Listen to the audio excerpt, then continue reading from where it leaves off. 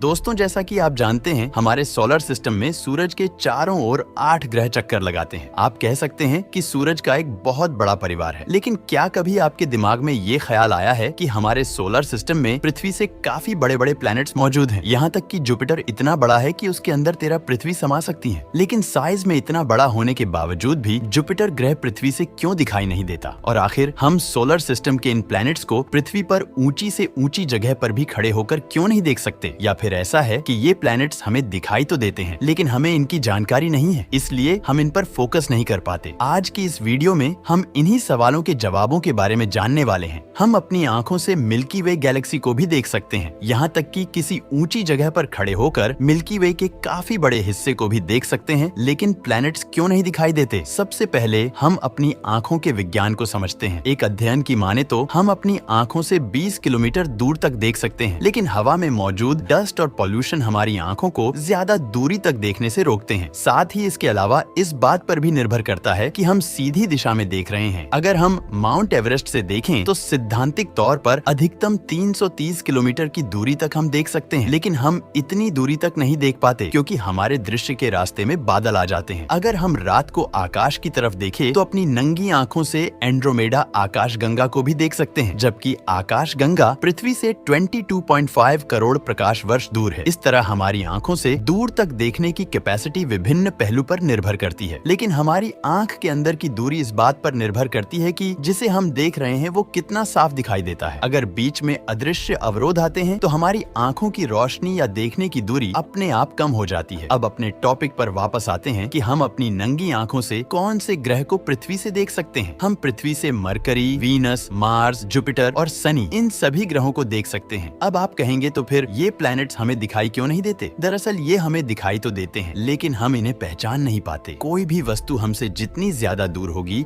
वो उतनी ही छोटी दिखाई देगी। वैसे ही ये प्लैनेट्स हमसे काफी ज्यादा दूर होते हैं, इसीलिए ये हमें तारों के रूप में दिखाई देते हैं और हम इन्हें पहचान नहीं पाते। लेकिन आप फिर भी इन्हें देखना चाहते हैं तो अक्टूबर और नवंबर के बीच सूरज पर नजर जमा कर देखना। आपको सूरज पर एक छोटे से ब्लैक डॉट की तरह कुछ नजर आएगा। अगर ऐसा कुछ आपको दिखाई दे जाता है तो आप समझ जाएं कि आपने बुध ग्रह को देखा है। वहीं पर जुपिटर, जो कि हमारे सौर मंडल का सबसे बड़ा प्लैनेट है, इस प्लैनेट की दूरी हमारी पृथ्वी से 74 करोड़ किलोमीटर है। जब जून के महीने में सूरज की ज्यादा रोशनी में शुक्र ग्रह नहीं दिखाई देता तो बृहस्पति के लिए रास्ता साफ हो जाता है। उस समय रात में अंतरिक्ष के पश्चिमी हिस्से में इसे देखा जा सकता है। वहीं पर जून के महीने में सबसे ज्यादा साफ बृहस्पति ग्रह दिखाई देता है। लेकिन अगर आपके पास कोई टेलीस्कोप हो तो आप इसके सरफेस को भी आसानी से देख सकते हैं। यहाँ तक कि आपको टेलीस्कोप के जरिए इसके चंद्रमा भी आसानी से दिखाई दे जाएंगे। अगर मार्स प्लैनेट यानी मंगल ग्रह की बात की जाए तो मार्स प्लैनेट हमारी पृथ्वी का पड़ोसी प्लैनेट है। मार्स प्लैनेट पर काफी सारे अंतरिक्षयान जा चुके हैं और उन्होंने जो हमें मंगल ग्रह की बेहतरीन फोटो भेजी है, उन फोटोज को देखकर पृथ्वी के रेगिस्तानों की याद आती है। मंगल ग्रह पृथ्वी से 328 मिलियन किलोमीटर दूर है, क्योंकि मंगल ग्रह की अपनी एक लाल रंग की चमक होती है। ये सूरज के बिल्कुल विपरीत दिशा में मौजूद है। मार्स प्लैनेट को बिना टेलीस्कोप की मदद के भी देखा जा सकता है। जब मार्स धरती के नजदीक होता है तो इसे और भी ज्यादा आसानी से देखा जा सकता है। आकाश में आपको बहुत सारे तारे नजर आते होंगे, लेकिन इनमें जो सबसे ज्यादा चमकीला तारा नजर आता है, वास्तव में वो तारा नहीं बल्कि शुक्र प्लैनेट है। शुक्र ग्रह को बड़ी आसानी से देखा जा सकता है। अगर आप किसी नॉर्मल टेलीस्कोप का इस्तेमाल करते हैं तो आप इसके भयानक बादलों को भी देख सकते हैं जो कार्बन डाइऑक्साइड से बने हुए हैं। पूरे साल में सिर्फ जून को छोड़कर सभी महीनों में इसे देखा जा सकता है। जून में इसे इसलिए नहीं देख पाते क्योंकि सूरज की रोशनी उस समय बहुत ही ज्यादा होती है। शुक्र ग्रह शाम के दौरान पश्चिम में और सुबह के समय पूर्व में दिखाई देता है। इन ग्रहों को देखने के लिए आपको कुछ बातों का ध्यान रखना होगा। सबसे पहले इस बात का ध्यान रखना होगा कि आप जिस जगह पर खड़े हैं वहाँ का आसमान एकदम साफ होना चाहिए। शहर की तुलना में आप गांव के माहौल से इन प्लैनेट्स को अच्छी तरीके से देख पाएंगे, क्योंकि शहर में पोल्यूशन काफी ज्यादा होता है। इसके अलावा शहर के अंदर लाइट की चकाचौंध भी ज्यादा होती है, इसलिए जितना हो सके उतनी ज्यादा ऊंचाई वाली जगह पर जाकर इन्हें ज्यादा साफ देखा जा सकता है। साथ ही आप जिस प्लैनेट को देखना चाहते हैं उस प्लैनेट की परिक्रमण चक्र के बारे में आपको